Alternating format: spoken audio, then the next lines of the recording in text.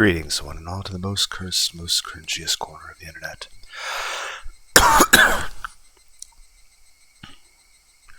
A YouTube channel content creator actively alienating everyone in both the analog and digital world. Welcome, good evening, wonderful dice of all alignments. I am Lunar D8. These are all enemies. Satoko's voice and mine blended together in harmony.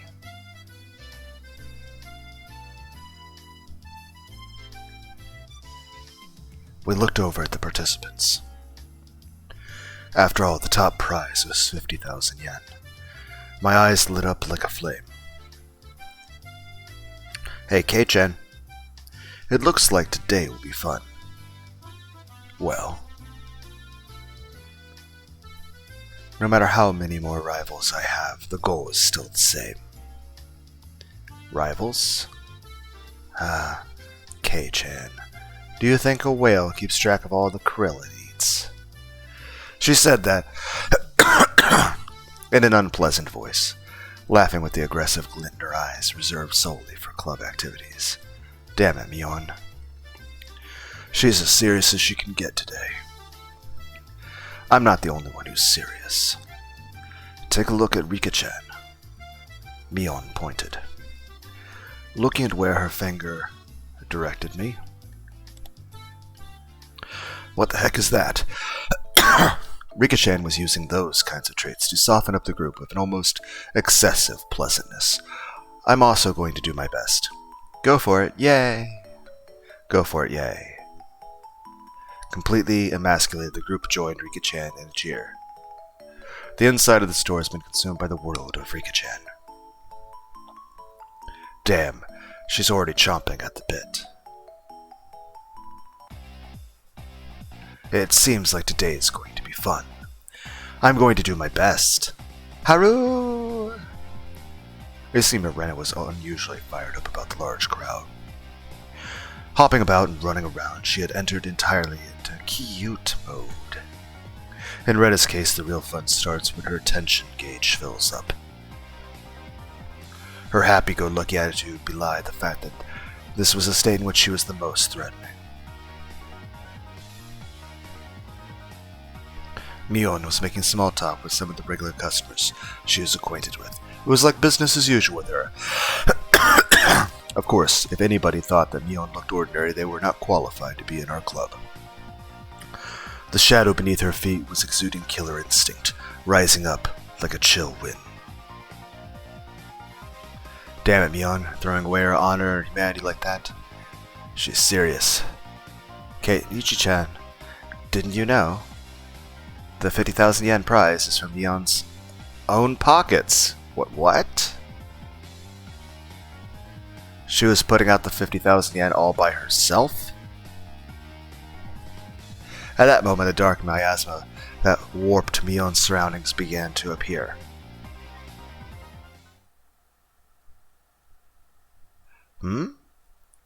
What is it, K-chan? Is there something on my face? Eep, a shiver crept up my spine. That Mion, courting herself like that, she was pulling out the demon lurking within her. Fine with me. Damn it, my knees are shaking like crazy. Before I realized it, the store has filled up with even more people. However, the looks in their eyes weren't confrontational. They were looks of expectation and curiosity. They were the eyes of onlookers who were wondering what kind of match was going to occur and who was going to win. You couldn't ask for a better stage than this. This is getting interesting. Kiki-ichi-kun, let's do our best, okay? Do our best. How? Rena was already fully charged. Mortal laws and common sense held no power before the might of Rena in her cute mode. I definitely didn't want to fight her, if possible. Rika-chan, do your best. We're all cheering you on. We're all cheering you on. Okay, I'll do my best. Rika-chan, who was exuding way too much charm, no matter how much you looked at it, had already won over most of the onlookers to her side. Nonchalantly avoiding things that had always been Rika-chan's creed, but for her to be so blatantly laying out the machinations like that, something was definitely strange. Like Rena, she was somebody who I didn't want to fight if I could help it.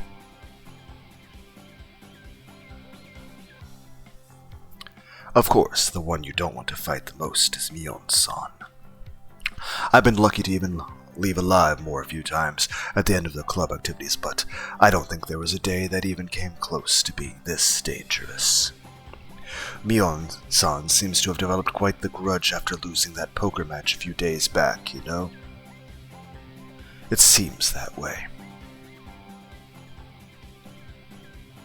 In other words, today is just an elaborate stage for her revenge. Almost as though she were psychic, Mion turned toward us. Her eyes silently conveyed the message. You guys just figured that out now? It wasn't just Mion, but both Rena and Rika-chan were more pumped up than they'd ever been. Yeah. One's gonna pop up today. Without a doubt, there will be casualties. It seems that somehow Keiichi-san and I are the only ones left. What do you think? Should we not have our match during the opening round? Might as well. I need to warm up before I can really kick it into gear. My spinal column shuddered like it had been struck by a bolt of lightning, and like a pillar of ice was being jammed into it, began to freeze. I could almost see the flames backlighting Satoko with their intensity. Even then, while Satoko was displaying a normal smile, it was cold and inhuman, almost as if it were a plastic mask. Heh. You must really want to eliminate me in the opening round. You can't hide that murderous intent. Oh, that's too bad. You're being uncharacteristically cautious today, Keiichi-san. Oh. Without a doubt, it was a trap. I don't know what she had up her sleeve, but if I fought Satoko during the opening round, my loss would be more certain than if I went against Mion. A pitch-black miasma permeated the inside of the store. Did they all want to win the 50,000 yen prize that much? No, that's not right. The only ones competing for the prize money were the casual participants. I was different. I had mistaken this as a way to fool around on a normal Sunday. It didn't matter when it was, or where it was, or who our opponents were. In our club, the goal was always the very top of the mountain.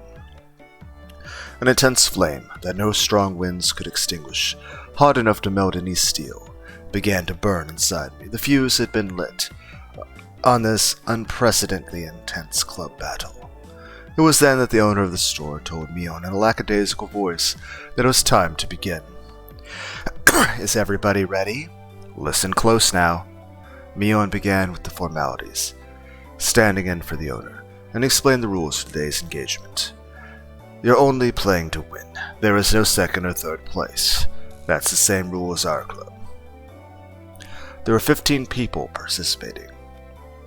We were split into 5 groups via a draw, and each group would have one winner. Each in the first stage would advance next in order to compete in the final.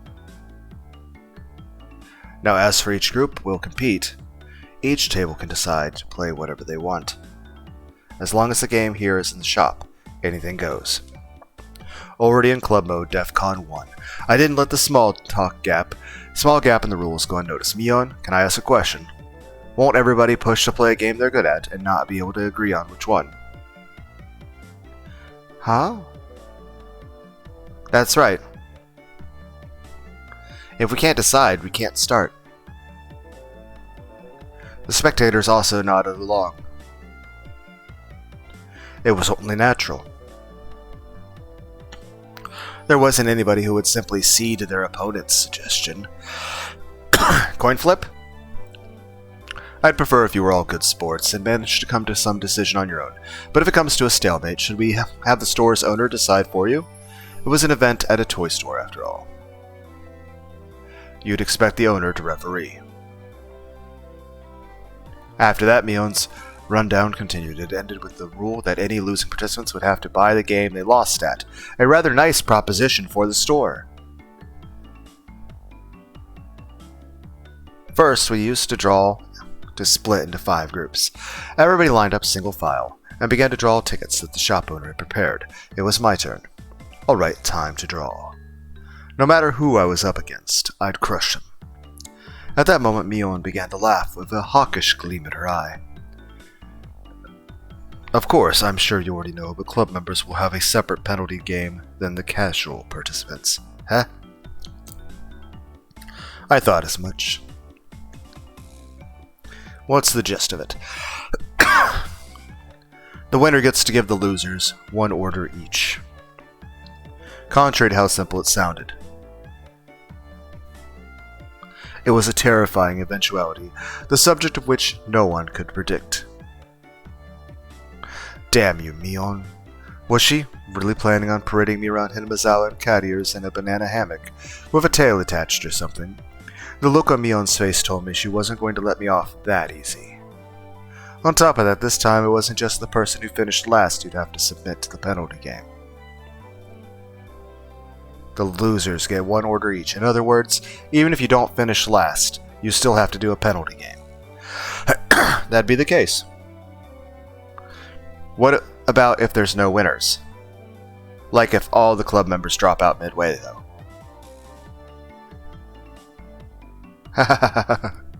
Kei-chan, are you alright in the head? What? The look in Mion's eye became that of a lion baring its fangs. How exactly are the elite members of our club going to lose to some mewling newborns?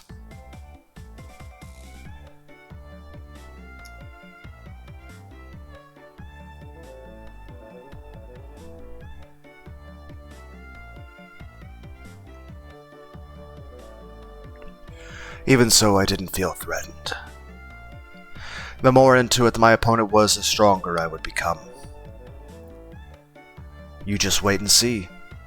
I won't just sit here and be bullied by you, Mion. I'll show you. We shall meet in the finals. It's time to duel. All the results of the draw were enough to make me cry. Conspiracy. All the members of the club were nicely divided into...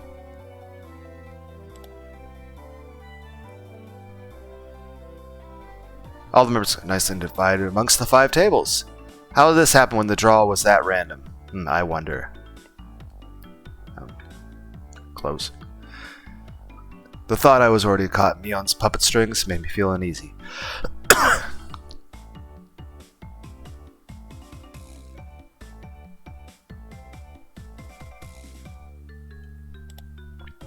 That was fine, though. I'll crush all your petty tricks. Now, where were my opponents?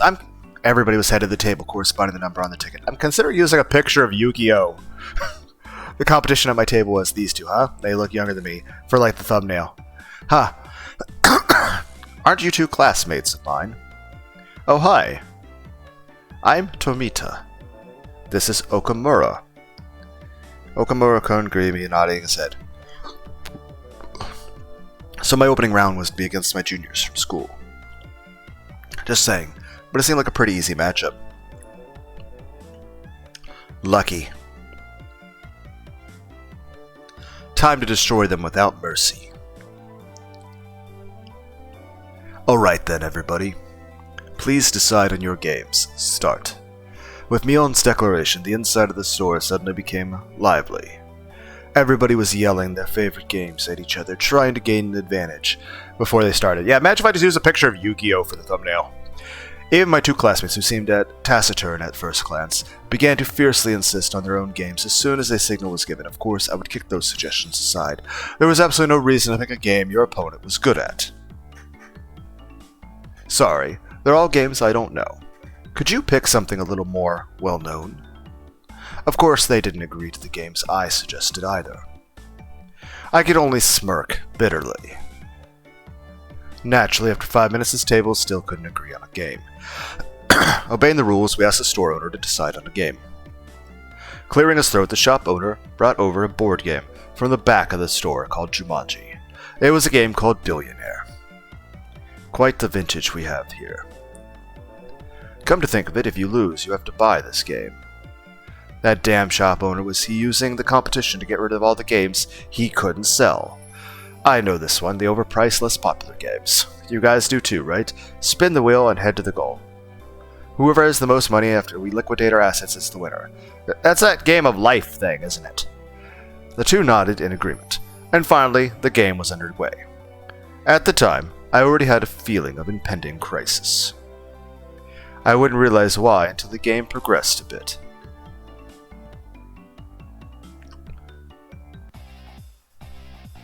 One, two, three, four. Celebrate the birth of your child. Receive $5,000 from everybody. Sorry. Okay, I've built up a bit of a lead. 1, 2, 3, 4, 5, 6, 7, 8. Bonus. Received $100,000 in the bank. What? What? The tables were turned in an instant. 1, 2, 3. Proceed to the corporate ladder course. Whoa, that's a good route. It seemed like my only piece was landing on steady spaces. I had doubts as to why Mion didn't bring out the board games or club activities, but the reason was laid bare before my eyes. That's right, it's all about luck. I had only realized it now. This game was completely based on luck. What could I possibly do to make sure I ended up in first place at the end? The ultimate outcome of the game was decided in a place beyond human hands. How were the other club members doing? My eyes naturally wandered off to the other tables. Mion's table was... What? They weren't doing anything. Had they still not decided on the game? Nope, she already won. This naive idea existed only to distract me from the most frightening possibility. Mion was lounging about leisurely, holding some juice she bought from the vending machine outside in one hand. When our eyes met, she gave me a look of ease. It couldn't be, she'd already finished. What game was it? That easily. It was probably too late to be concerned with that at this point. Okay, 5 minutes since we started, and her two opponents were already beyond recourse. They were sitting there slumped over in disappointment, muttering to themselves, trying to figure out where they went wrong. For that, they'd find no answer. Was there any reason for their defeat other than they sat at the same table as Mion? It's not a very relaxing club activity, it's ever a constant confrontation. Sounds like shit. Then what about Rena's table? The spectators were causing quite emotion. It looked like their game was Karuta. The shop owner was apparently the one reading out the cards. Rena tended to dawdle among the space a lot. Yeah, I mean, if you're very competitive, it'd be fun to compete, but at the same time, that's not a way to relax. So, it'd be a cool thing to do on occasion, but it's something that if you did it every day, you would grow to hate it very, very much. Also, how would you ever relax? I don't know. I'm just not that competitive a person, I guess. Wouldn't she have a hard time with this game? Then I'll read it out. The dog gets tired on the walk. Bam! The same instant the shop owner began sounding at the words, the card in question disappeared off the face of the earth. No, the face of the earth. Impossible. Where did it go? It was against Rena's cheek. She was rubbing it there. Ah, so cute. I'm taking it home. Looking at the card Rena was rubbing against her cheek, it was some anime-themed version of Karuta, with rather cute moe illustrations decorating the cards. Basically, it was a picture of a pretty dog girl with a slightly large chest, panting and half in tears as she was being pulled along on a chain. With those types of pictures, even I could play with godlike speed. Of all the people to play that game, it had to be Retta. Okay, that could be another thumbnail idea. It was entirely possible that her fingertips were on the verge of breaking the sound barrier. It's over. Mion smiled coolly. Seeing no further reason to keep watching, she turned back. So cute, so cute. Even if Rena wins, I'll still buy these cards. I'm taking them home. After that, the second the card started being read out, bam bam, such decisive sounds echoed. Well then, how about Satoko? Oh, she was playing a rather orthodox game, Concentration. Judging from the distressed look on Satoko's face, it seemed like she was struggling somehow. One of the main characteristics of Concentration is that the pace of the game speeds up as it goes on. As the number of cards to memorize decreases, it becomes easier to match several pairs in a row. It wouldn't be exaggeration to say that the first person to take over the flow of the match can run away as the winner. The cards still in play had decrease. If you memorized the cards that had been turned over before, you should have a good chance to sweep the table at this point. Satoko probably knew the positions of all the remaining cards. However, her turn came a little too late. If her opponent followed up, the match would be decided. Hojo, sorry, but I'm also aiming for the prize money. Don't hate me for this. This guy did he have the locations of the remaining cards memorized? He was completely certain of his victory. The tension on his face relaxed. Humph. It's over. I whispered that in a bored manner as I turned my attention back to my own game. I spun the wheel. 1, 2, 3, 4, 5. What? No way. The Ace of Hearts should have been there. There was a commotion at Satoko's table as the shout rang out. The other two at my table turned around in surprise. I didn't. After all, there really wasn't anything to be surprised about. The onlookers were confounded, most of them certain that the Ace of Hearts should have been there. There's no way I must be seeing things. It must have been because I was so excited. So assured in his victory, the distress over his defeat ran deep. Humph. That's how it is. She cheated it. If his opponent wasn't Satoko, then the Ace of Hearts certainly would have been there. What a fool. When you're up against Satoko, you can't let your guard down for a moment until the battle is over. Gage-san, you still haven't finished your match.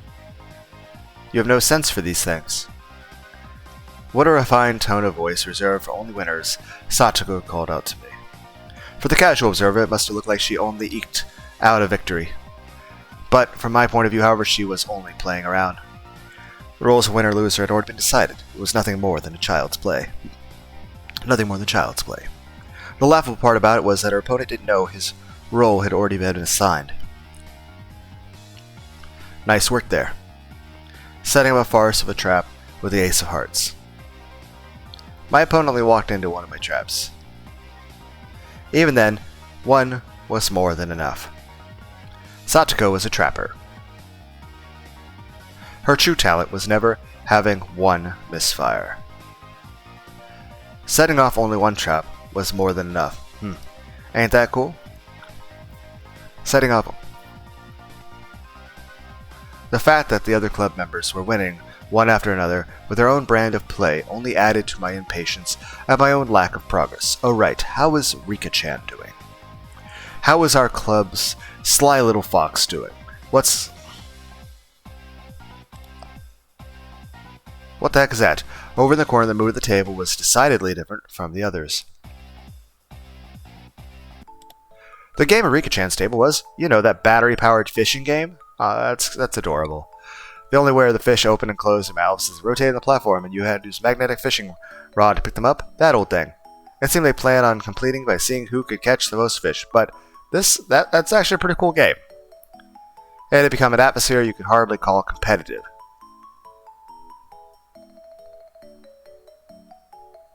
Wow, I caught one! You're so good! Rika-chan, you're good at this. Oh my, she caught another one! Rika-chan is really good at this. I knew that Rika-chan had already charmed her opponents, along with the onlookers, before the matches had even begun, but brilliantly played. That corner had become an informal meeting of the Rika Farude fan club. It's Rika-chan's total victory. Total victory! Rika-chan's good at fishing, isn't she? What Rika-chan is trolling for probably isn't fish. Hearing that, she glanced over my way briefly. This is my way of getting serious. That's what I heard. This is a masterful technique that only Rika is allowed, only Rika can do. Yeah, a masterful technique. Mabura-san, it's your turn. Oh, sorry. Guess it is. 1, 2. Fined for tax evasion. Fuck. Pay $50,000. In contrast, my game was an unseemly situation this was. Noticing the uneasiness creeping across my face, my companions came to see how I was doing. Heh, Keiichikin, could it be you're struggling? You're struggling? Okamura. Right now, how much money do you have? Okamura, who had been wrung lots of money out of the elite chorus, began to count through stack of white $100,000 bills. About 980,000, I guess. How much money do you have, Tomita? I have about 880,000. I'm still close enough to turn this around. These two, it looked like they would easily surpass $1 million. Well, Kei-chan, how much do you have? Mion's tone of voice was grim from the get-go. It was her disappointment and disgust as club president. It can't be helped. There's no strategy involved other than spinning the wheel in this game. How am I supposed to cheat? Tell those two to close their eyes and count to 100 while I rig the wheel? You know, there's no way I can do that.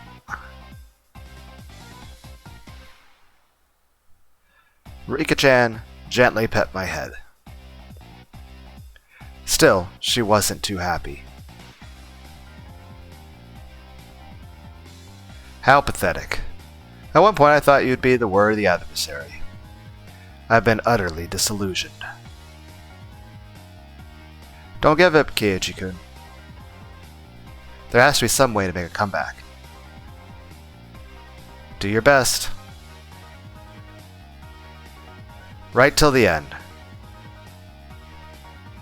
Like I said, how am I supposed to make a comeback with this game relying entirely on luck? Right, Mion? It's like, oh, it's a trivial thing. Everyone hates you and is disgusted by you and feels your disappointment. Like, ah. Mion's face, however, was almost unbelievably indifferent, like she was watching something completely unexciting. She then turned her back without saying a word. Hey, me? It was a pathetic voice that irked even myself. I'm disappointed. Everybody was serious about this, but Kei-chan was the only one who wasn't. What do you mean by serious? Are you telling me to control the spinner through sheer force of will? How can I do that? If you were serious about it, you would have settled this game in 10 seconds from when you started.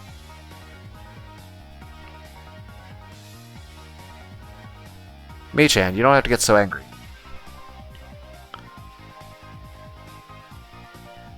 Wait. Mion, in a bad mood, cast me aside and disappeared into the depths of the shop. Maybe it was because it had become an awkward situation, but the spectators dispersed from around my table. Damn it, are you saying I'm not serious about this? Are you saying if I were serious, I would have settled this game of chance in 10 seconds? If I were serious. Everybody was praying for my victory. They believed in me. Did I betray their expectations? Was it because I wasn't serious?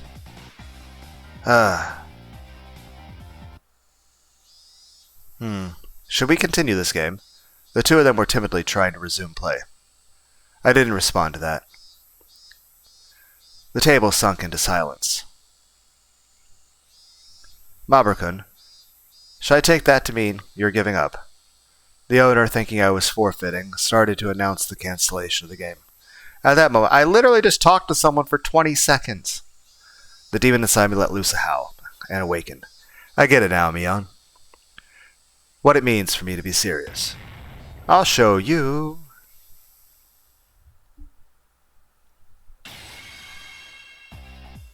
Bamf. I clapped my hands on their shoulders, speaking in a low voice after pulling them closer. Tomita-kun? Akamura-kun? Let's make a deal. Let me win. The two of them, not immediately understanding what I had just said or meaning behind it, were momentarily confused. Hey, Mabara-san? No violence. Let's settle this game properly. Just listen to what I have to say. What is it you guys want? The 50,000 yen prize? Well, of course. Winning that kind of money is a once-in-a-lifetime opportunity.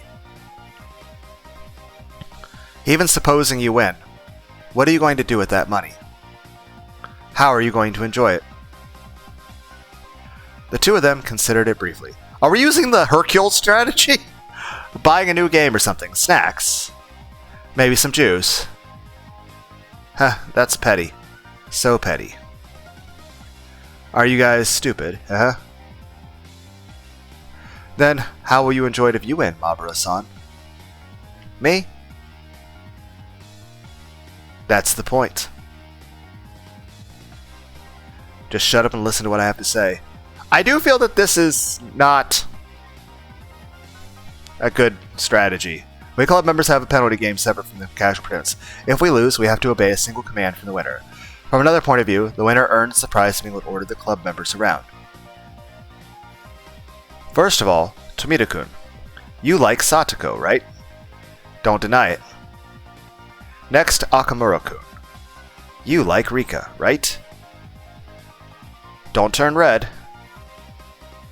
I drew the two of them, red-faced, conscious of whether anybody else heard what I just said, even closer. Moe, lollies, pretty girls, what men covet, what men dream about. It's like an unreachable Garden of Eden. Even then, you'd still aim for it, wouldn't you? That's because our passionate souls scream for Moe. That sensitive age where you couldn't say you liked the girl you liked. Understanding that gave me all the more power. Tomita-kun, if I win, I'll make Satoko wear a collar and be your little sister for a day. Psh, a red fountain spewed from both of Tomita-kun's nostrils. Okay, Akamura-kun? I'll put cat ears on Rika-chan and let you take her out for a walk on a leash. Psh, blood erupted from the vein in Akamura-kun's forehead. Don't be shy. Just pretend I forced you to go along with me. You two are simply sacrifices to Mabara Senpai's whims. You can pretend to be against it. I understand. I know everything that your hearts desire. Then I suddenly lowered the tone of my voice. My school life was very bleak. I know with my very body how foolish it was to waste such an important time in your lives. So, to you, my juniors, I don't want you to live your lives like that. Be honest with yourselves. Chase your dreams. I'll say this, on the one hand, this is not in spirit of winning the game fairly. Then again, neither was Satoko cheating at the memory game by moving a card around, or, so everyone's not exactly playing fair, but it's a different type of competition. That being said, the intelligence used to do this is admirable. If it would just be an issue of, oh, let me win, I'll give you the money. Okay, that'd be fucking stupid, and I'm like, that's shameful. I'd be very fucking disappointed. But this, it's not only in spirit of the true competition that they're actually doing, so he's technically winning fair and square, but the intelligence used to do this is admirable, and that is something worthy of respect. So, And it's just hilarious.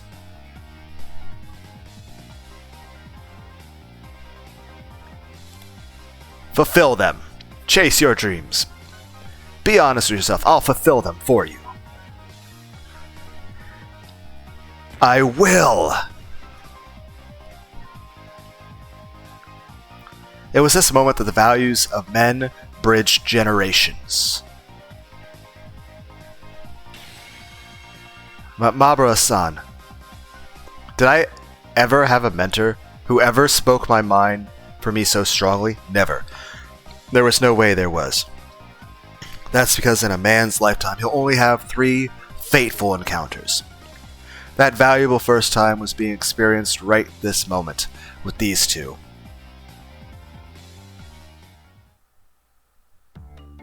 It's fine then.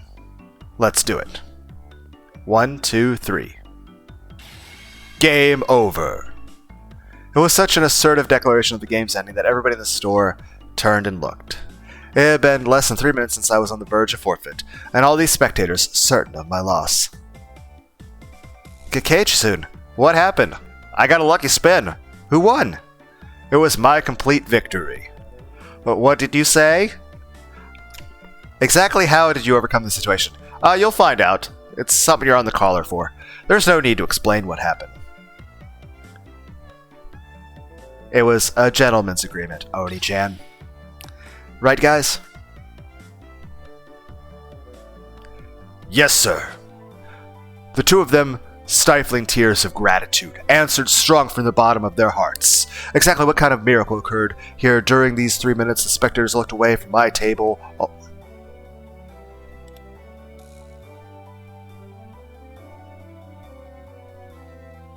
Looked away from my utter disadvantage.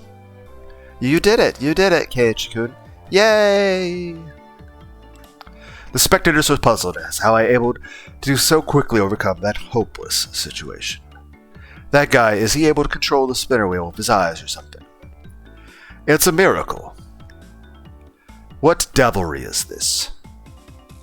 He's in cahoots with that Mion, you know. There's no doubt he had some strange trick up his sleeve.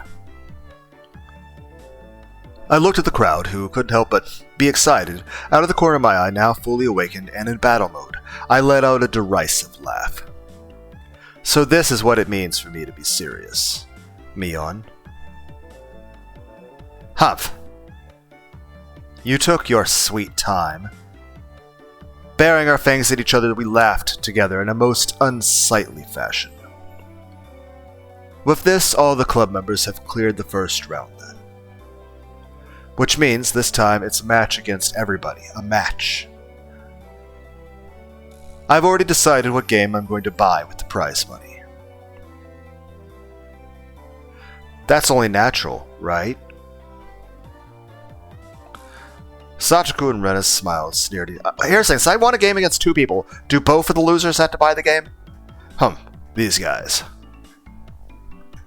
Do they really think they could win against Keiichi Mabura when he gets serious? Mion? That was a mistake. You shouldn't have offered me advice just now. What a mewling newborn you are. You're a million light years too early to think you can win against me. Mion? Light years are a measure of distance. Oh, she's embarrassed. She's embarrassed. What are we doing, Mi-chan? How are the 5 of us going to face off? How? Well now. We have such a splendid lineup. It would be a waste to rush things. Me is saying something complicated again. It couldn't be. Why you? Is it poker? Mion's hair flowed elegantly, almost like a cape as she turned her back to the table. As for today's contest, iClub President Mion Sonozaki will reserve judgment for now. The method and time are yet undecided. The more spectators, the better.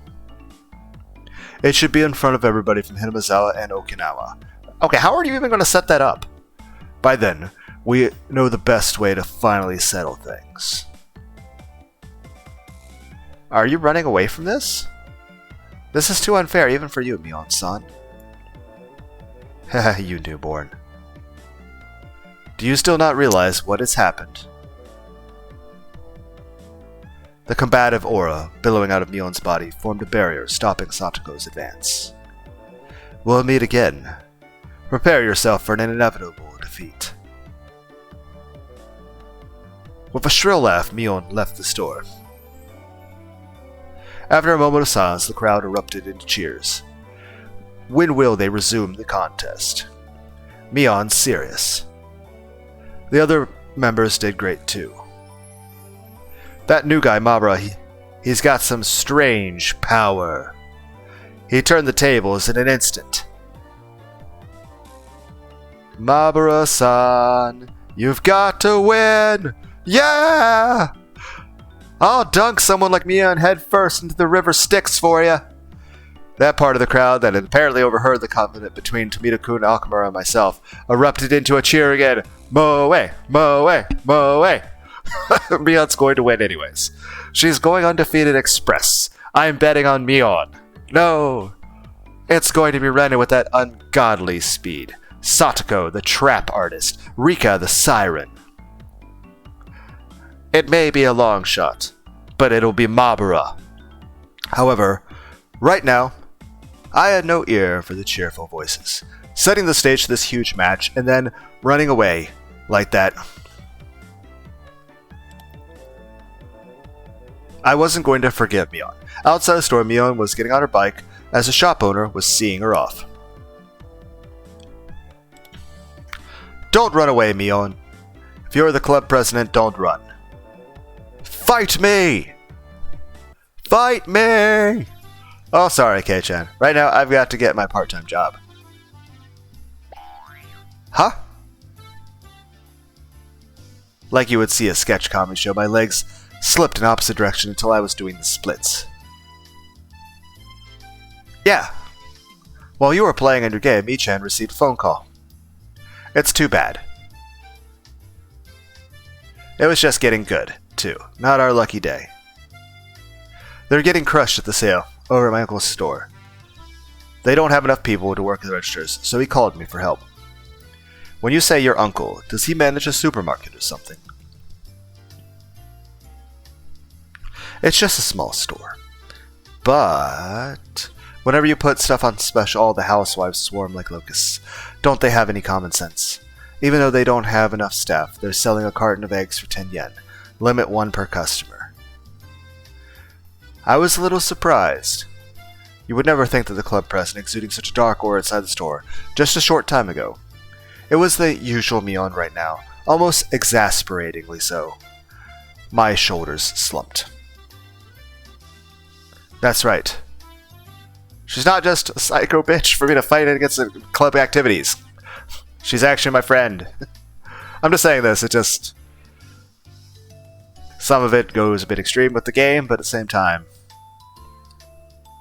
I'm just saying, in general, if you have friends, it's not bad to have, like, competition stuff here and there. Or, like, do things that are competitive. I wouldn't want to do stuff that's competitive every day. And even then, the people that I'm, like, friends with, the extent of the competition would be, I would like to sit and drink Code Red Mountain Dew or normal Mountain Dew or Pepsi that's ice cold and, you know, not flat in any way. And some hot, good pizza as we all play, like, co-op Halo 3 or something. I'd rather just, like, relax, or we could all just walk on a bike trail together. I don't know. It's like, Lunar D8's so fucking boring to be around. Like, what's hanging out with Lunar D8 like? He's going to sit quietly and read his manga. And fail terribly at trying to play guitar or piano. Well, technically a keyboard, but you get the point. Oh well. I'm just saying, I prefer to be laid back and just chill. That's right, club mode was over now. Club mode would be stressful, but it was really heated today. It was really fun. Damn, Mion, she really knows how to fire people up. Me too. I got so fired up my head started to tingle. Especially K-Chan. That was scary. I thought he was going to eat me alive there. It's work, so I guess there's nothing you can do. But it really is too bad. I really want to continue this some other time. Any time is good.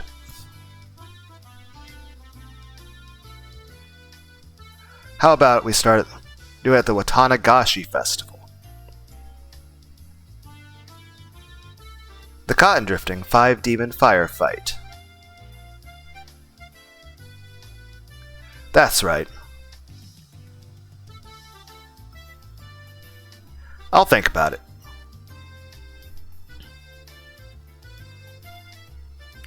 Right now, what were Rika-chan and Mion talking about? Watanagashi Festival. Cotton Drifting 5-Demon what? Ah ha ha ha ha. I love it when things turn out all over the top and manga-like. It'd be nice if we could have another thrilling club activity. She laughed with a smile that made you feel refreshed just looking at it. I will say this. In terms of body type, I would say Mion would pretty much be ideal as far as what I think is cute. Though, not psycho like the game eventually goes. And even then, I don't think I'd want to be constantly competitive with the person. I mean, a few competitions here and there would be fun, but I wouldn't want... no one would ever want to, come home to, oh, you had a hard work a day. Let's have a debate. No one wants to come home to have a debate or to have some sort of fight or argument. Even if it's, say, a debate over, even if it's, we're just, discussing stuff and it's oh, there's this political thing or something. We're going to have, a debate over it. Or even just, even if we both agree on it, we're, discussing it in depth and, and that's even coming from the place of the fact that I'm somebody that will literally spend a couple hours, walking on bike trails or walking back and forth in my living room, discussing various things with myself. Everyone's like, that just makes you sound like the world's loneliest otaku. I get it. Heck, I tend to spend a lot of time sitting and talking to stuffed animals. Sometimes, and here's the thing, sometimes it's just the thing I do. I mean, heck, I remember even back when I was a little kid, 7, 8, 9 years old and all that, I'd go out, walk to the park by myself and play with my toys, and I'd talk to my toys. Then I'd probably come home and I might play some, Mario 1, Mario 3 on the NES with my mom, and then she'd cook some dinner, and I'd sit in the kitchen and talk to her while she's, cooking. But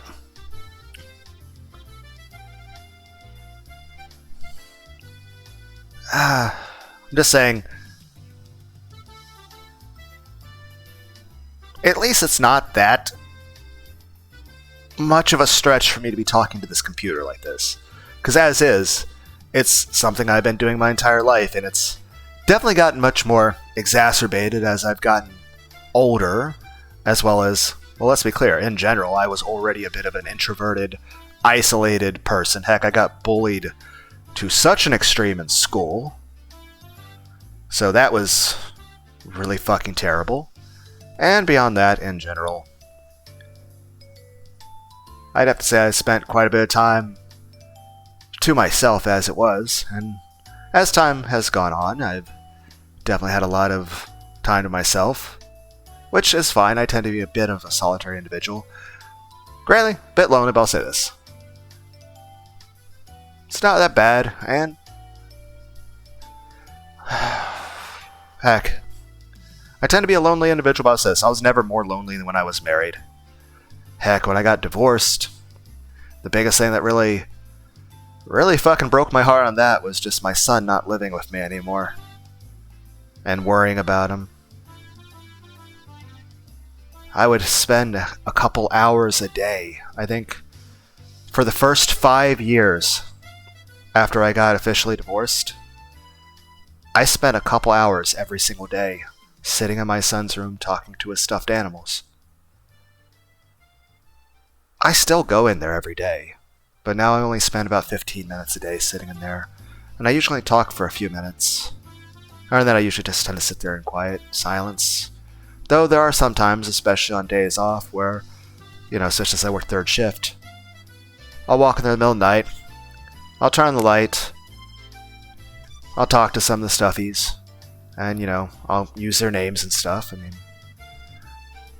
I'll just be in my son's room, look out the window, look at the sky, describe it to the stuffed animals. I'll even walk over to the stuffed animals, pick up the stuffed animals, and give them a hug and a kiss on the forehead. And sometimes I'll sit in there and just, read my son's childhood books to the stuffed animals. But I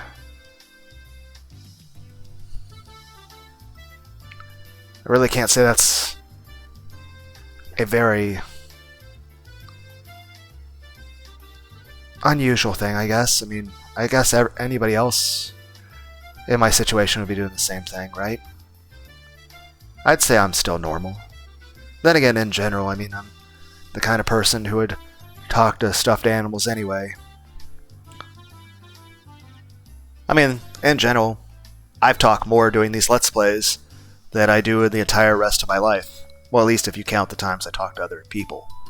And in general, usually if I talk to other people, one, I avoid talking about personal issues or things that bother me, or becoming emotional, or really even talking about myself. Heck, most conversation I would have with people, I'd just be the one listening and talking about their lives.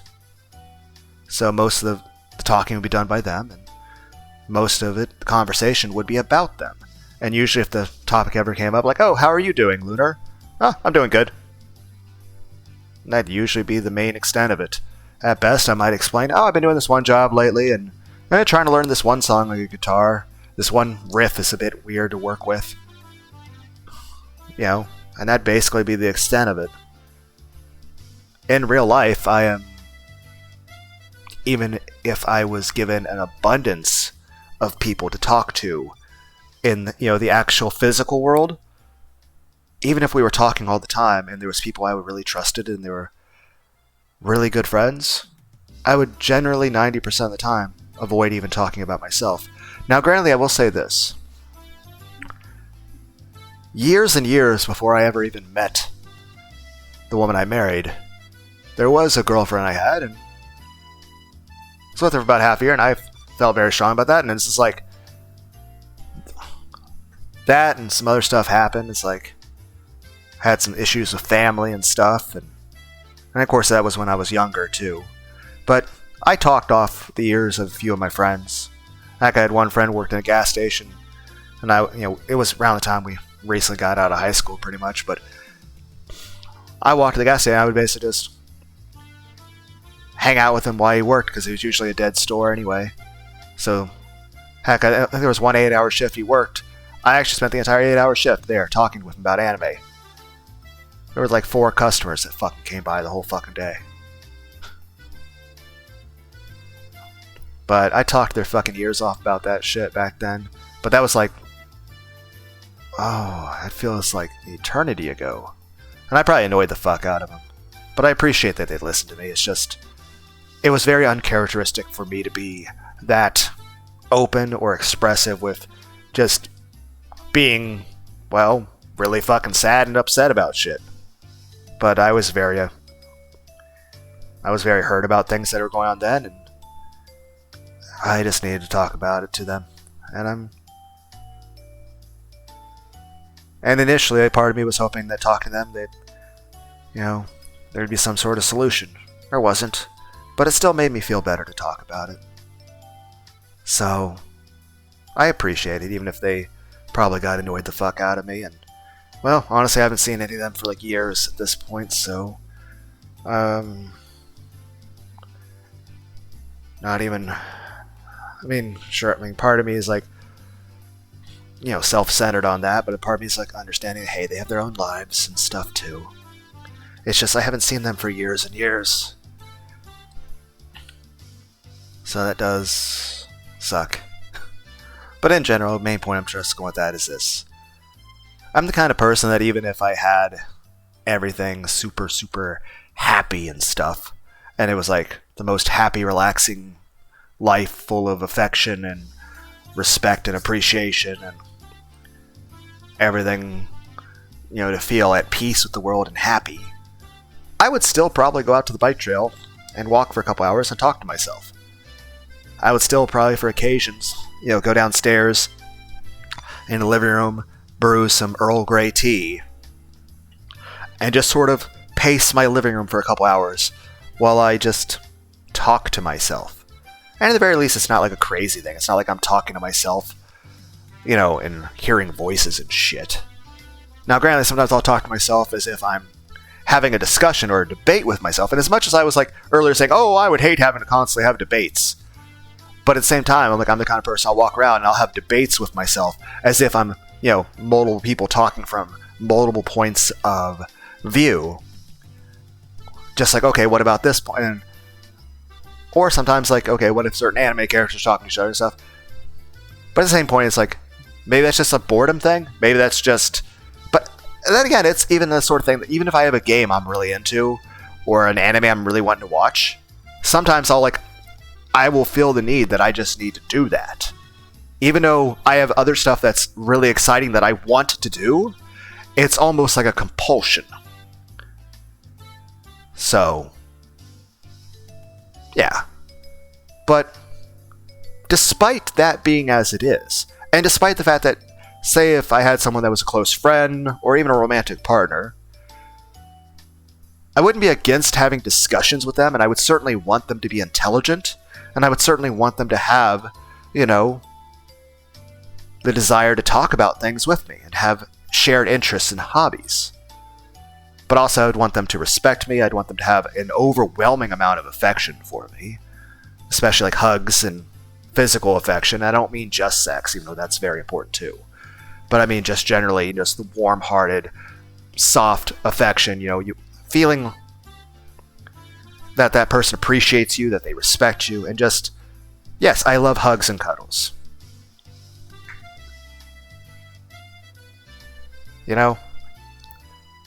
I feel like if you open the Lament configuration, you get fucking Hellraiser, who shows up like a fucking horror movie. You open the Lunar configuration, it's just me, and I'm like, ha ha ha ha ha, I will throw you into a pit of blahage. And then all of a sudden I would just pick you up and throw you into a giant pit of stuffed animal sharks. Plushies.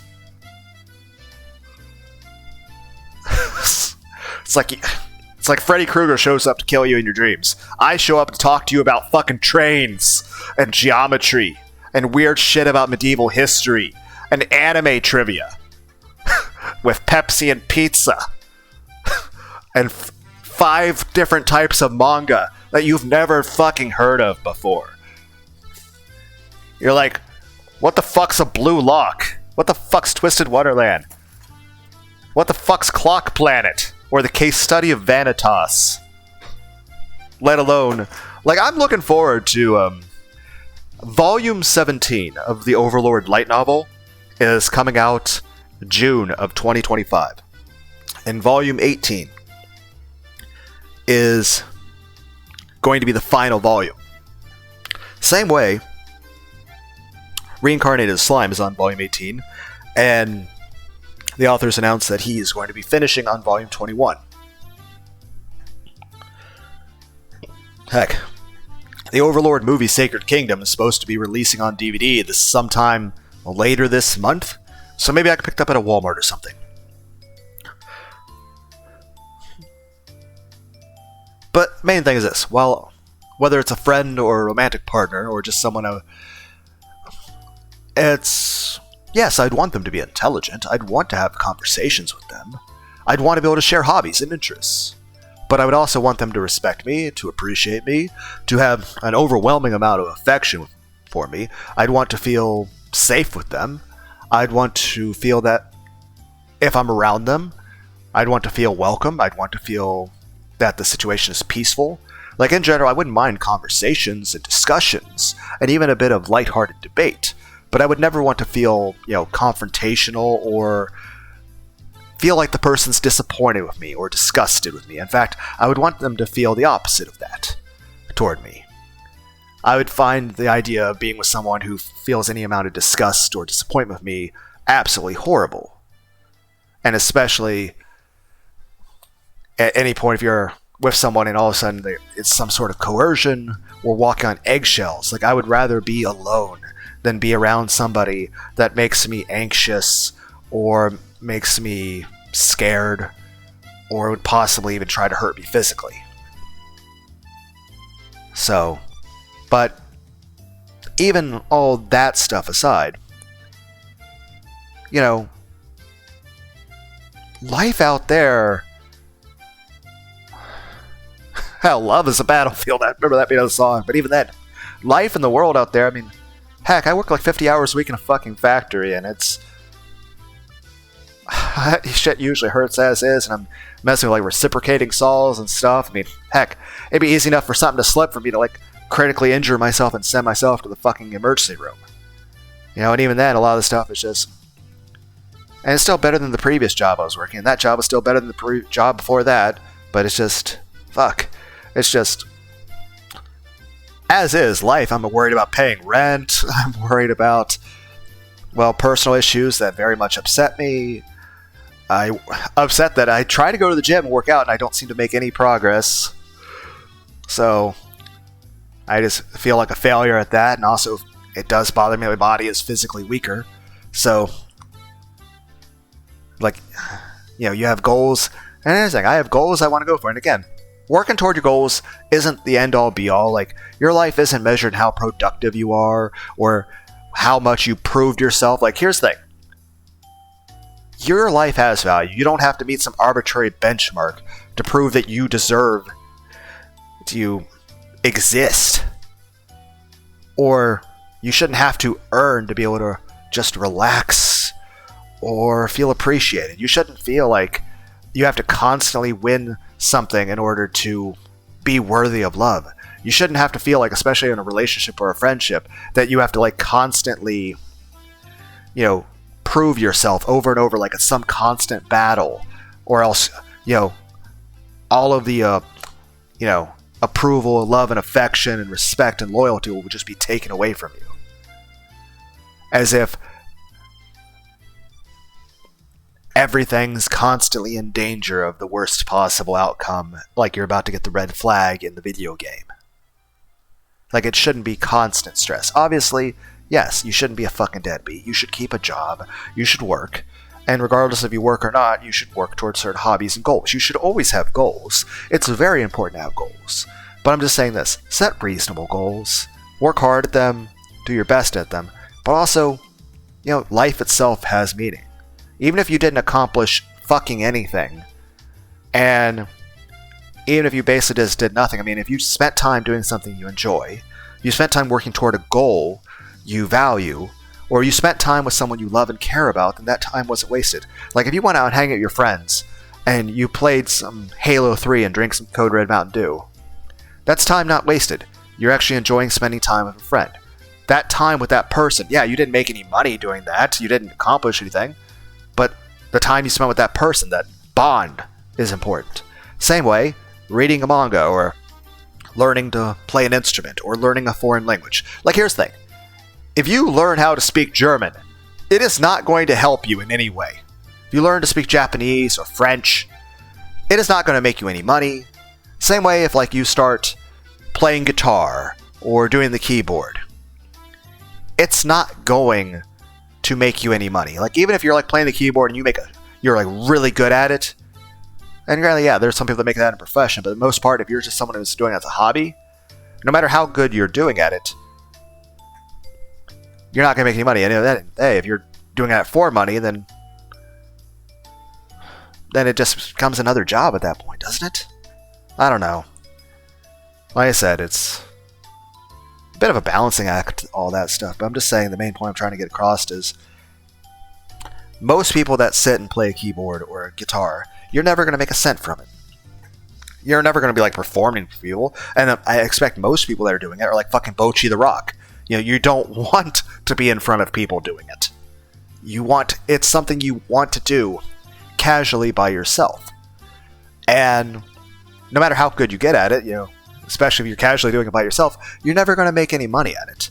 That being said, the value of your activity doesn't rely entirely on, oh, it accomplished this or you made money this. Maybe it's just, hey, you can take some pride in the fact that you got good at something. Yes, you can't use it like some bargaining chip to earn you money or some sort of prestige or something, but you can take pride in the fact that you spent time working on something, doing your best, and the fact that you had fun doing it. That you can look back and say, hey, I can play this song. And you can at least take pride in yourself on that. And it was just fun to do. But I'm just saying, in general, like, even if you have, like, you enjoy having conversations, and like I say, whether it's a friend or a romantic partner, you want someone who's intelligent and who has opinions of their own. But you don't want someone who's confrontational. You don't want someone you'd be scared of. You don't want someone that you think would hate you or be disappointed in you or be disgusted by you. In fact, you want them to feel the opposite of you in that. You want them to, you want them to adore you. You want them to think highly of you. They want that person to think that, to be proud to be around or with you and just to be happy and, you want that person to want to make you happy and want to make you feel welcome and want to be welcome around you and wanted and make you feel wanted. I'm just saying this, especially in a friend or romantic partner. You don't want to have a constant, argument or fight all the time or even a debate about something. It's just the world out there is so stressful as it is. You just want someone that, accepts you for who you are and actually is just someone you can relax around. Someone that, at the end of the day, after you basically lived the battlefield that is fucking modern life, you have what you see as a reward. That, hey, that world I was out there, it was like a fucking battle the whole fucking day. And you come home to, or even hang out with friends, that is a reward. It's peace. You don't want to have to go out and deal with fucking shit you have to just to survive. Just to come home to another battle, to the very place that you're doing all this battling for, just for it to exist, for you to be able to come home to feel like you're being driven out, to feel like you're not wanted or welcome. In the place where you sacrificed all that time and effort, suffering, just to be able to pay the rent for. You want to be able to just feel like you'll be able to make it through to another day. Instead of, well, you made it through the one battle just barely, now it's time for something even worse. But I'm just saying, like I said, whether it be friends or romantic partner, there's definitely nothing wrong with having discussions about things, or even just small debates, but in general, you don't want to have a bunch of fights and, confrontation. You don't want to come home to a battle. You don't want to hang out with your friends and go to a battle. Like, here's the thing, even if, say you go to a pool hall and you're having, discussions with your friends, you want to feel like you're just relaxing, hang out with your friends and having casual talk. You don't want to, go to the pool hall and be like, yep, there's that one friend. He's just going to be pissed off and yelling, upset, and complaining about everything, and arguing about this, and confrontation about that, and taking offense to how I said this one sentence this way or some bullshit. It's just, whether it's friends or romantic partners, you don't want to feel like you're walking on eggshells. And you don't want to feel like it's an unsafe battleground. And that's the thing, it's you don't want to feel like it's unsafe, and you don't want to feel like it's just unstable. And really, yes, there's people that can have emotions and personalities that can go a bit, but there's a difference between, being a little eccentric and getting really into a song or something, as opposed to someone who is going to be hateful or violent, or you just condescending. But there's probably a better way to say everything I just said than what I did, but main point I'm just trying to say is, whether it's friends or romantic partner, you just want someone you feel safe with, someone you feel respected, adored by, cared about. You would never want to feel like that person hates you or is disgusted by you or be violent, or feel like it's just you have to constantly prove yourself, that you have to constantly work to win some sort of competition every time you even see them, just to validate your existence or your worthiness to be in their presence or some bullshit. Because that would just be a fucking horrible existence. But you guys know what I mean. In general, what I'm saying is this. Having a competition here and there is fine. Playing a game, being competitive in a game, that's cool and all that. But at the end of the day, you want someone who is just accepting of you, and who is very affectionate and respectful and appreciative, and who, above all, is someone you feel that if you are alone or in public with them, you feel at peace with them. You feel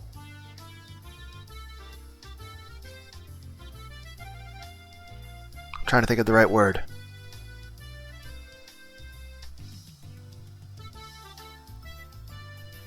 A mutual trust and respect. A feeling that the two of you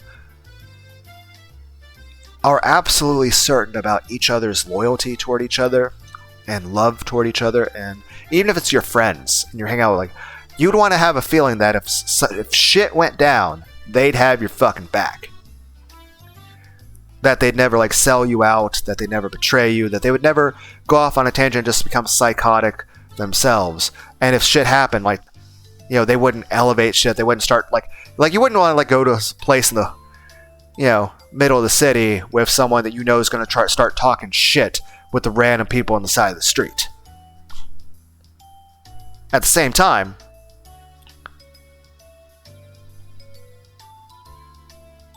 you'd also be why are we in this part of the city anyway? But I'm just saying, you wouldn't want somebody who's going out starting shit. So all of a sudden, you have to deal with the fact they're burning bridges all the time, and you have to fix all the problems that they're creating. I guess no one wants to be around somebody that's and that's the thing. I've been around some friends and people and romantic partners that are just causing problems all the time, and it's just it's awful. It's so fucking bad. And I'll say this, I'm pretty much the opposite of that. In general, I tend to be a very laid-back person, and the main criticism people have given me is they feel that I am too boring, and I am too not confrontational, that I'm not aggressive enough, that apparently I have too mellow of a temperament, and that basically I'm not violent enough. Don't get me wrong. If stuff's important or that, if something's going on, but even then, I tend to be very mindful of circumstances. And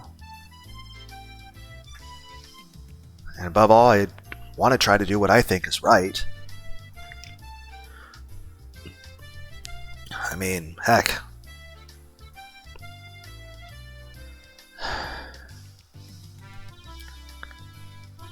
I would say I really just don't like confrontation or violence, but I do enjoy violent video games and violent anime, and I like watching boxing matches. But in general, in life, I'm the kind of person what are you gonna do? I'm gonna sit and play some Vampire Survivors and listen to a audiobook reading a light novel. That's an anime.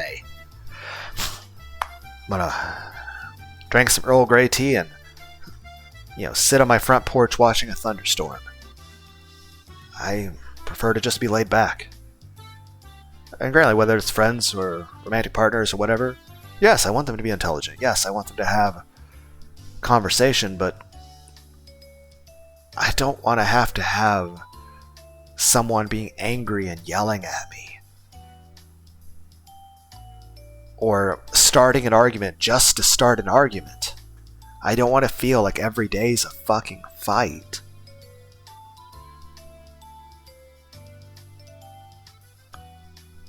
Hell, as fucking dumb as it is, it wouldn't be that remiss to just say you kind of just want someone If you have a fucking shitty day, you just come home and hug the person and they can hug you back.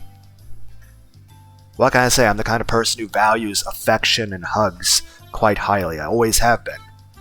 Despite the fact that I've had such a drastic deficiency of those. But enough of me complaining about being the loser otaku weeb that I am. And who basically everything I say probably just makes everyone feel embarrassed or, well, just annoyed at listening to me.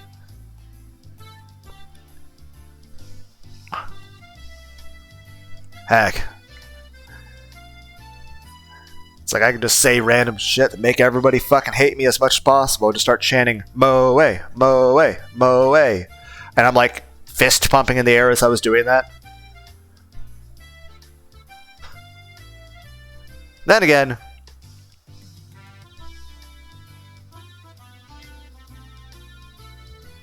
who doesn't like cute anime girls?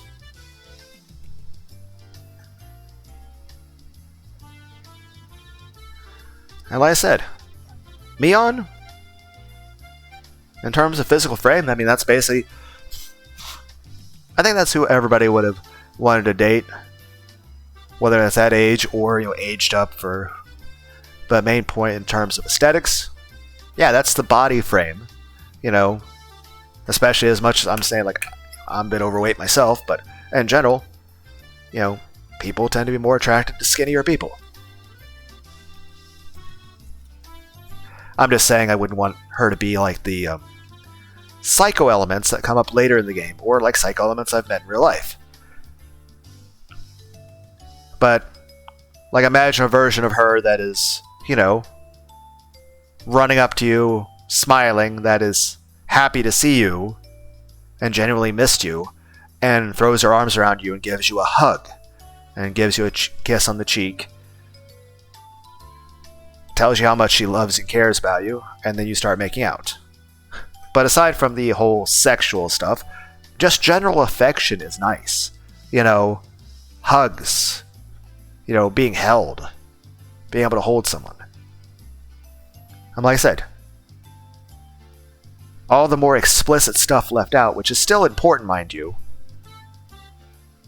After all, intimacy, especially sexual intimacy, is supposed to be, it's supposed to be an expression of extreme trust between people, and an expression of emotional intimacy and feeling closeness.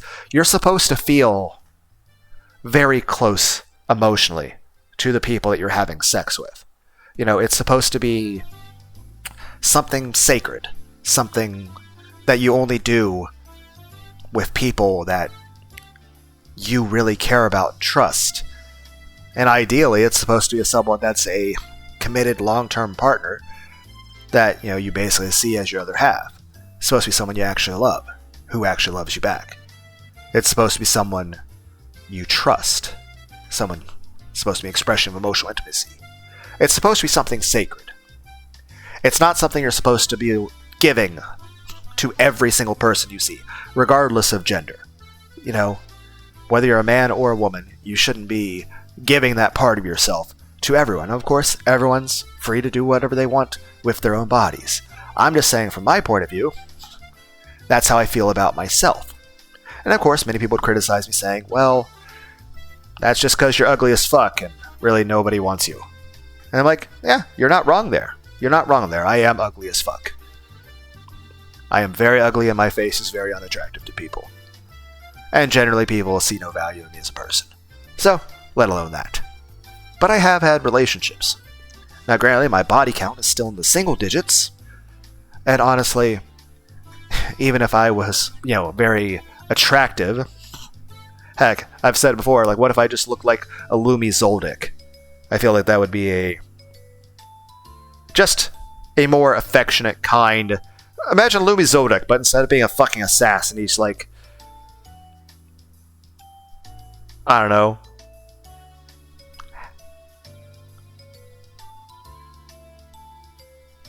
I'm trying to think of personality to describe it as. I'm just saying,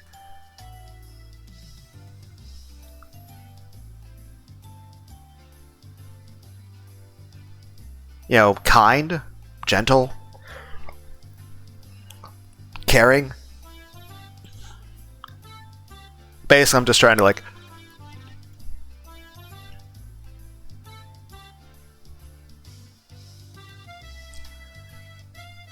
it's odd. I'm imagining myself as a Lumi Zoldyck, but with cat ears now.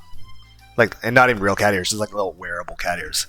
Being silly. And everyone's like, what is this conversation? I'm like, I don't know. Then again, who says you can't be a fierce warrior and a sexy twink at the same time? Unfortunately, I am neither. But I would not be opposed to being both of those things. Then again, I don't want to hurt anybody either, so. And at the same time, even if I was super sexy and attractive, I wouldn't want to be a fucking slut. I wouldn't want to be fucking sleeping with everyone, and I wouldn't want to just, like, casually meet up with someone and fuck them. You know? I would want to actually know them as a person, and actually, you know, if I'm going to have sex with them, I at least want to feel like I'm friends with them as well. You know, I actually want to fucking care about and actually know the person. You know, it's not like people are just interchangeable fucking carousel of dicks and vaginas. You know, people are people. I would rather, if I'm going to be with someone, that I see them as a person and they see me as a person. You know? That it's supposed to be something special. And it's supposed to be something that's not just like, oh yeah, that one time. Like, no, it's supposed to be someone you care about. But in general, people are supposed to form very strong emotional bonds with the people that they're intimate with, or even just friends with. But all of a sudden, if, like, you're intimate with everybody, then, I mean, is it really special anymore? I mean, how would you feel as far as you're with someone and they've been with like 100 other people? And again, I'm not trying to judge them personally as a person. I'm just saying, at that point, what value do I really hold to that person anymore? And even then, what's the STD rate at that point? And even then, what's it even mean to that person at that point? I don't know. Again, maybe it's just because I'm in single digits of body count. Maybe it's because, heck, I haven't been in any kind of relationship for so long. Heck, I don't even remember what a hug feels like. So, but I can let's play games about anime girls and make references to cool rock bands like Korn and Disturbed and System of a Down. So, Infected Mushroom's pretty good too.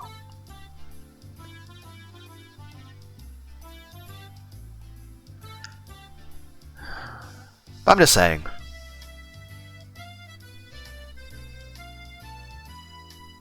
Even if I was super attractive to people and lots of people actually, you know, thought I wasn't ugly as fuck, I still would not want to be a whore. Granted, I have made jokes about, it's like if I could teleport across the planet, it's like, how much of a slut would I be? And who knows? Yeah, you never know. Like I said, be honest about that. Hard to say how you'd actually be in that situation. But at the same time, as it is right now in this moment, and probably every moment I can think of in the entirety of the past of my life, it's not something I would desire. It's not something, you know, I wouldn't want to be a slut. You know, it's just, I feel like that is something very important and special to me, and it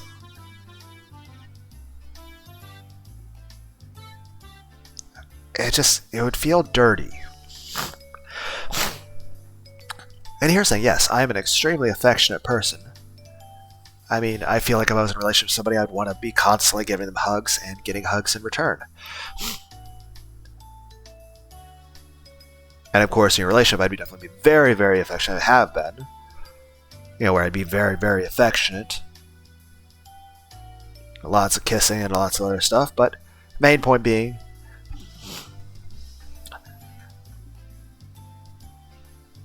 I'm strongly of the opinion that, say if, I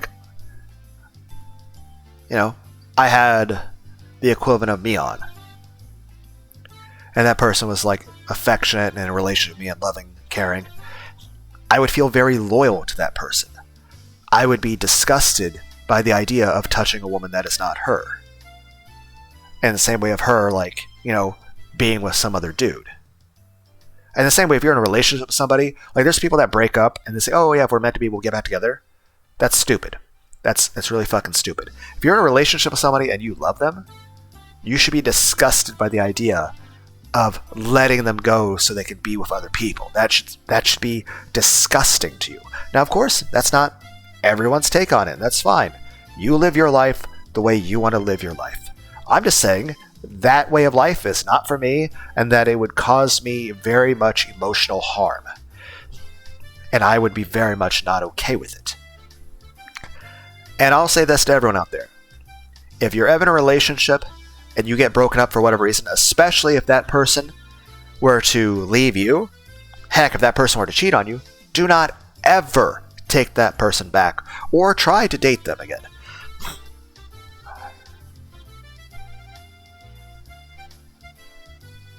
And of course, like I said, it's just to each their own, but it's just, I can't see it ever being beneficial to any of you. Simply put, if any of you out there are ever in a relationship, and the relationship goes sideways, especially if the other person, leaves you or dumps you or cheats on you, do not, even if they come back asking you out, do not ever take that person back. Once you end a relationship, it's over. Also, I'll say this. If you're dating someone and they say they want to go on a break, that's it. End the relationship.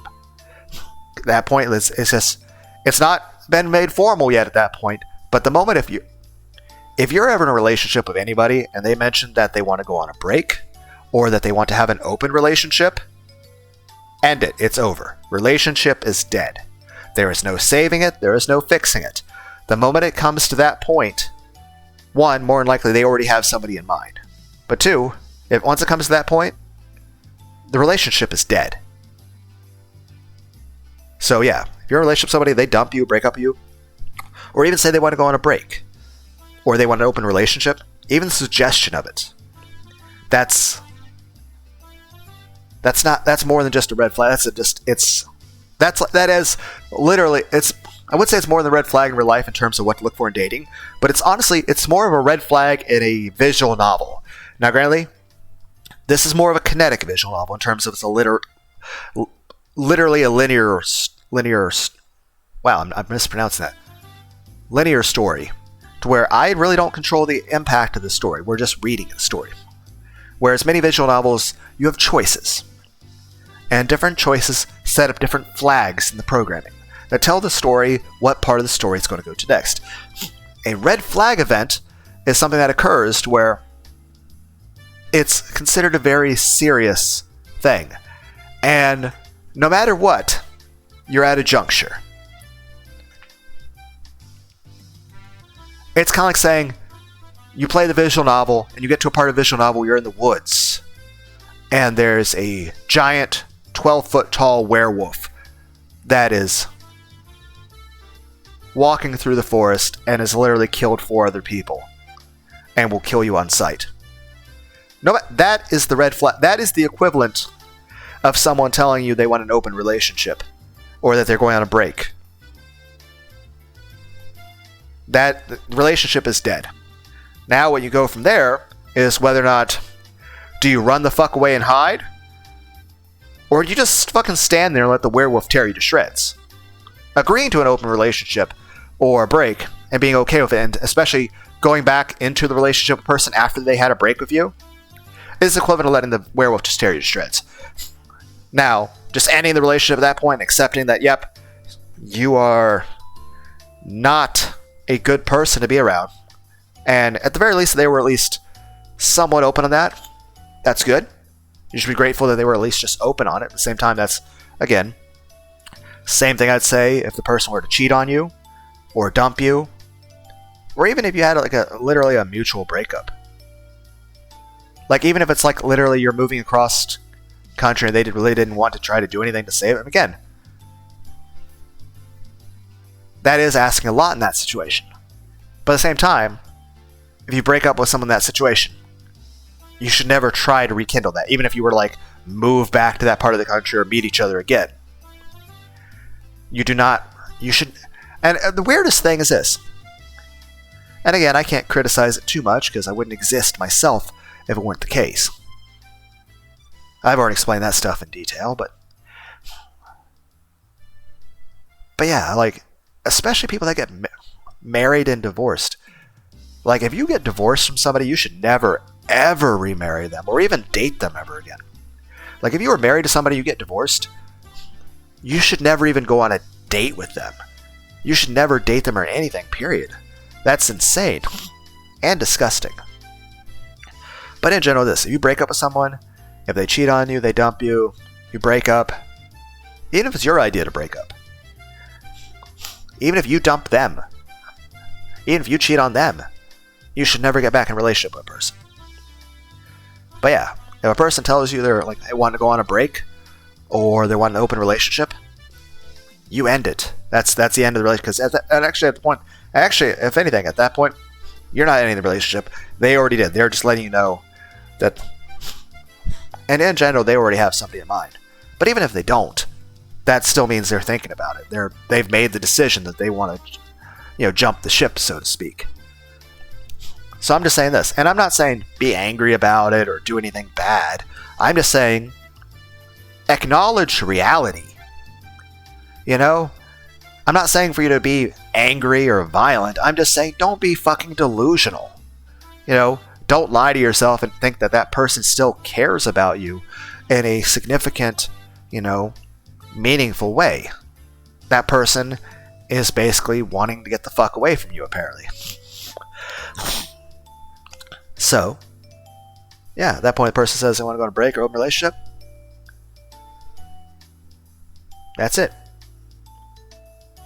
But that's a red flag event. The equivalent of you're in the story where there's a fucking werewolf. The question is, do you stay in that open relationship? Do you agree to that shit and let the werewolf tear you to shreds?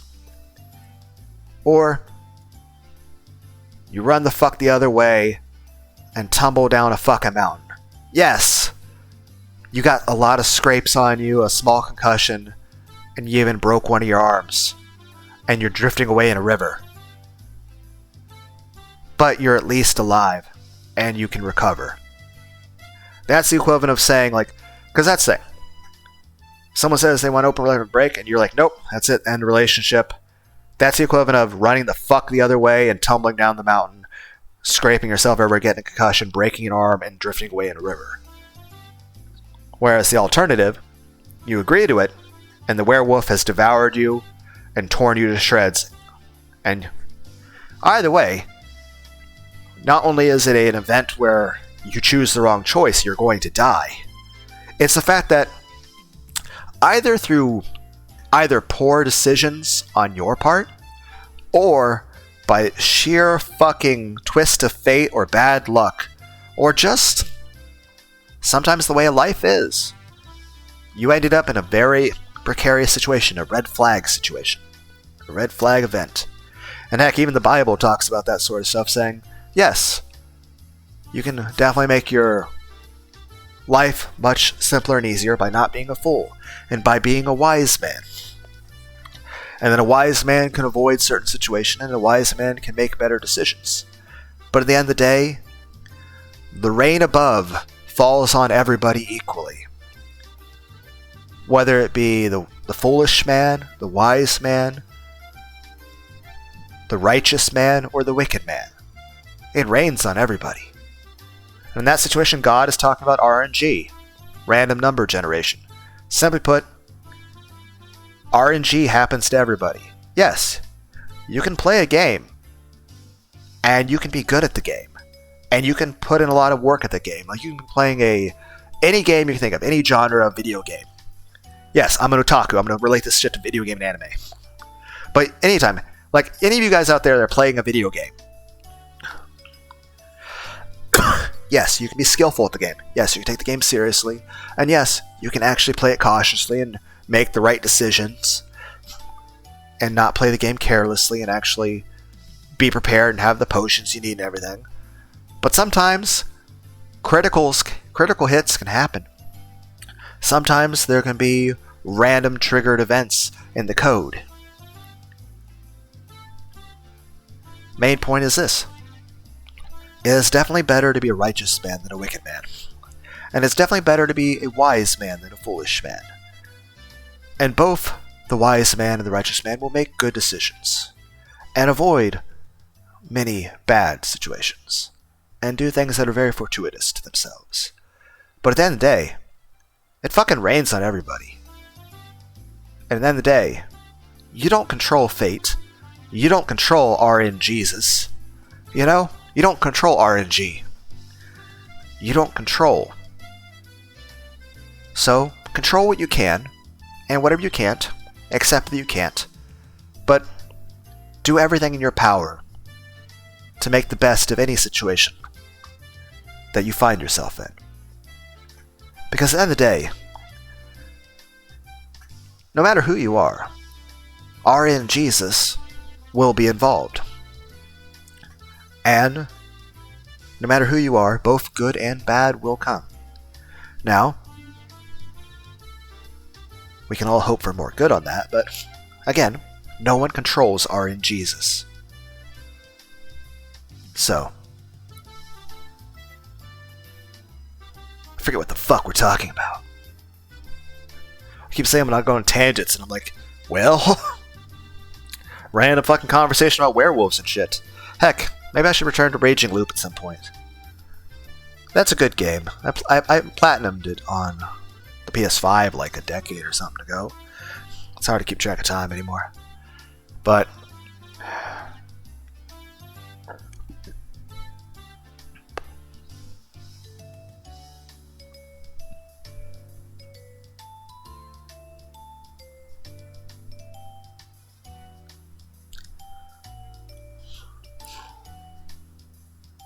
I guess the main point of the story was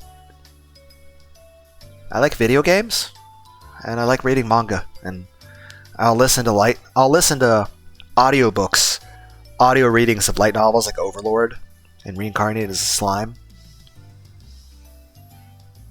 on YouTube while I'll just sit and play a video game like Path of Exile 2, and I'll just listen to an audiobook get read. Though it's also nice to read books. I mean, heck, I have a copy of the complete works of Shakespeare, of Edgar Allan Poe, of the Canterbury Tales, of the Odyssey. Heck, there's a 1997 movie. It's 3 hours long, starring Armand Assante. It's a very good movie. It's actually, I think it's one of the movies I would most highly recommend. Other than that, I would also recommend movies like the original Dragon Ball Z Broly movie. I would also recommend Schindler's List. I would also recommend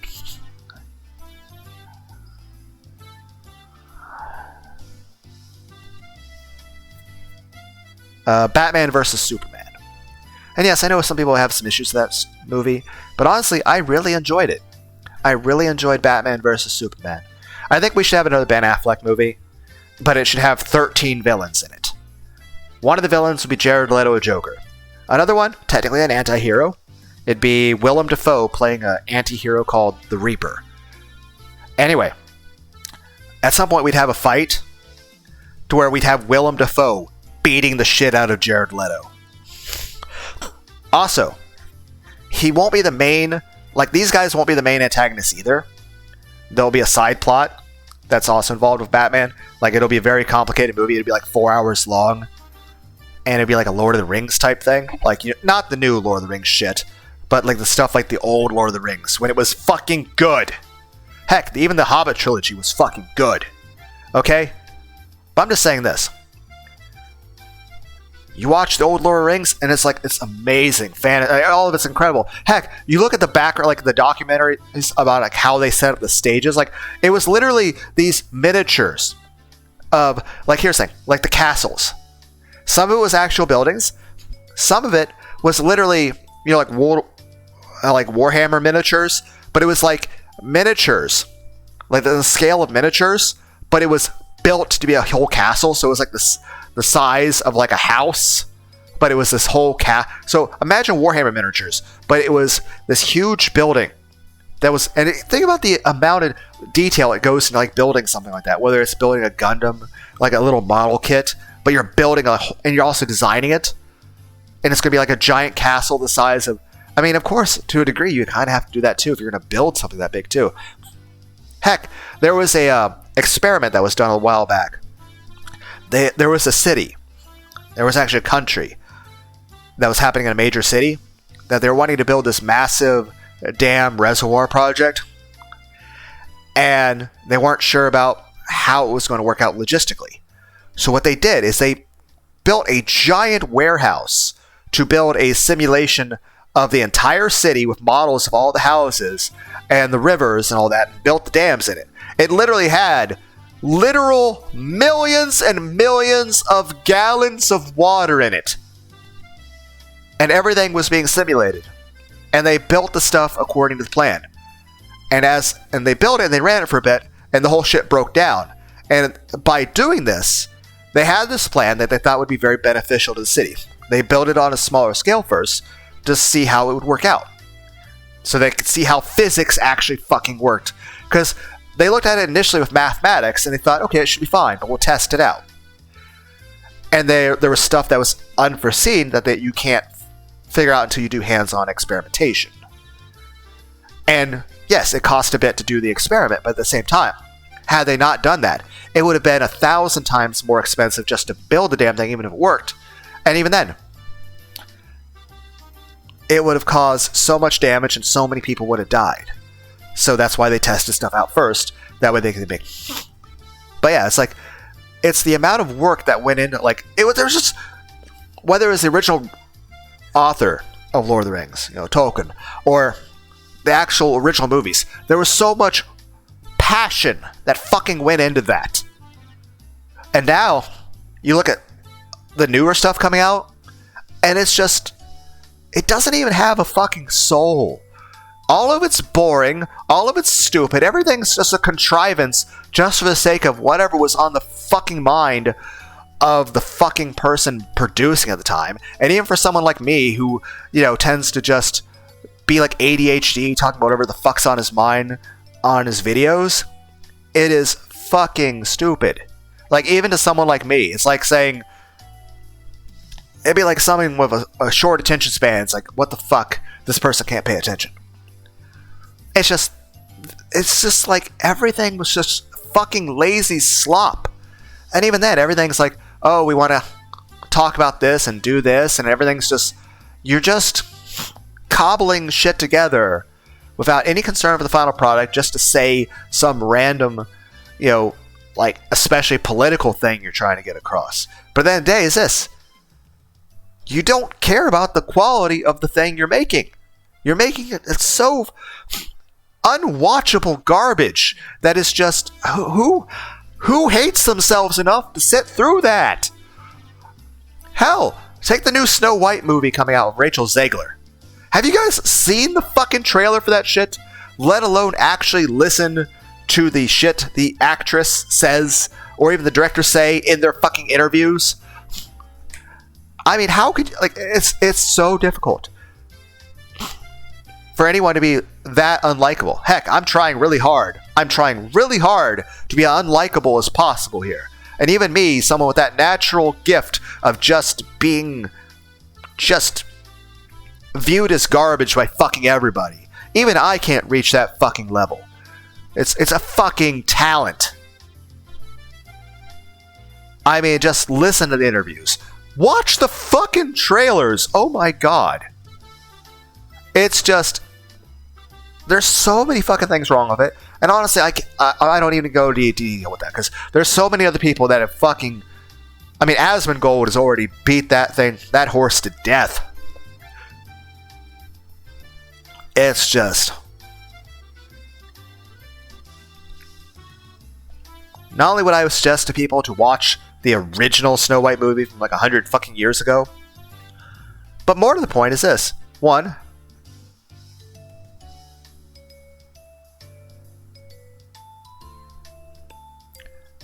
history. Look into history a bit more from an open-minded standpoint view, especially from the viewpoint that not only do you need to be open-minded, but also be mindful that you've probably been lied to a lot of times. And a lot of stuff from history is not the way you think it was. Like, there's a lot of stuff that's getting taught in history now that is just, it's not true. So just be mindful on that. Though I'd also recommend just looking into stuff about dinosaurs, like Jurassic, Cretaceous, Triassic. Heck, even before that, look in the Little Pigeon, look at the Precambrian era. You know, I think history is important. Then again, watch a documentary about space, or planets and stuff like that, or microbiology, or atoms. I mean, it's just, or how electricity works. All that stuff's fascinating. Or World War I, World War II. Okay, I'm getting off track again. Main point is this. Watch the fucking trailers for the Rachel Zegler fucking Snow White movie. Watch the original Snow White movie. And then watch the music video of Snow White by the band Rammstein. The song Sonne. Sonne. Ein. Zwei. Drei. Just saying. Mein Herz brennt. Just saying. Watch that music video. Now, generally, if I try to recommend Rammstein to people, I'll try to recommend, say, Benzene. Because I understand some of the music videos they make are a bit extreme, and I don't want to scare people off by suggesting them to watch something that they are not ready for. Heck, I would recommend the Ooh-Ee-Ah Cat, which is a fucking kick-ass song, but I don't know if you guys have epilepsy. It's a lot of very strong flashy lights. My nose is stuffy. Anyway. I forget what the fuck we're talking about.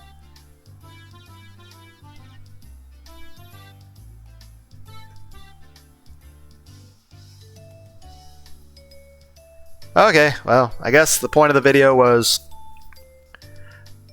Heck, I have like a 20 Magic the Gathering card decks. I guess the point of the video is... I'm an otaku, I like video games, anime, even boards. Like, imagine going to a place that has a bunch of like board games like this and just playing those board games. Or like Warhammer and stuff. Heck, I don't play Warhammer, but I read the books. But it's just... Hey, Henry Cavill. Be cool to see him do some stuff with it. And I like reading lots of things. I like reading light novels, and I like reading other things. Whether it be more modern things that were books, like written like before the internet. Or, you know, things from back, like I said, I have the complete works of Shakespeare as a book. You know, all of it. It's a pretty big fucking book, too. I also sometimes just casually sit and read the Bible. I also like to sit and read manga or comics or manga or light novels. You know, I said manga twice. I read a lot of manga and light novels. And I like to play video games of various genres. I like first-person shooters, I like driving games. I like just calm, cool, chill games. I like adventure games, I like RPGs. And I like visual novels. So... I don't know. I guess the point is, I like video games, I'm a nerd, and I think Mion here is hot, and the idea of her giving me a hug and a kiss and telling me she loves me is a warm, happy feeling. There. Well, I guess I'll end this here. Hope all of you have all the hugs and head pads you could ever want. And I hope you have all the blahages you could ever want. Anyway. Yeah, let's draw it on a bit. Let's go and end the video. Take care, guys. Bye.